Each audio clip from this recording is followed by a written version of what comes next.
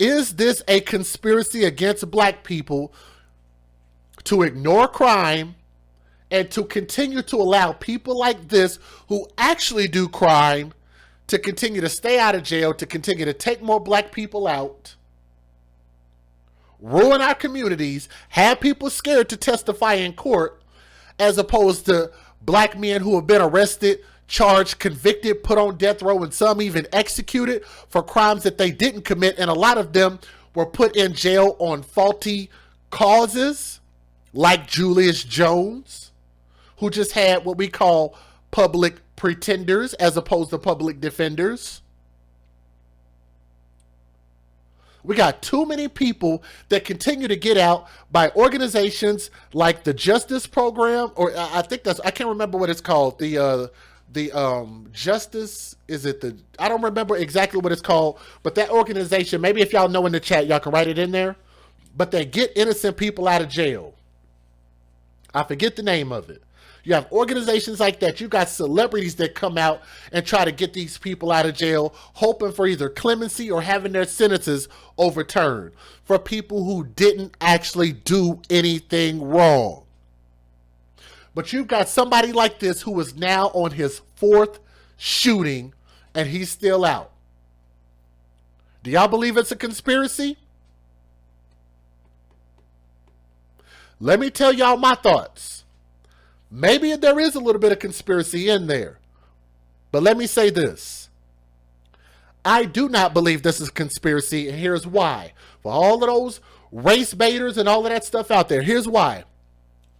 A conspiracy only works if you consent to it and if you play along. Let me say that a little bit slower. Everything when it comes to the police and the government, it can only be done with your consent, with your vote of approval. And if you don't vote, then you did vote. Just thought I'd throw that out there for people who feel like, well, if I just don't say shit, then it's not going to matter. No, it does matter. Your vote counts. You just didn't vote for anybody, and somebody took the place and voted for you. Right? Not saying something is just as bad as participating in it. You cannot have a conspiracy if nobody plays along. Does everybody understand that? So no, even if there was a conspiracy to cause black people to continue to annihilate themselves the way that they are in the numbers that they are in places like Mobile, Alabama, and places like Chicago, and a lot of these other places where they have very high crime, the conspiracies don't matter unless you play along. When people talk about places like Chicago, talk about they're dumping guns in Chicago, it doesn't matter how many guns they dump if you don't dump the guns at yourselves. That's just common sense. The violence can stop today if y'all stop doing stupid shit.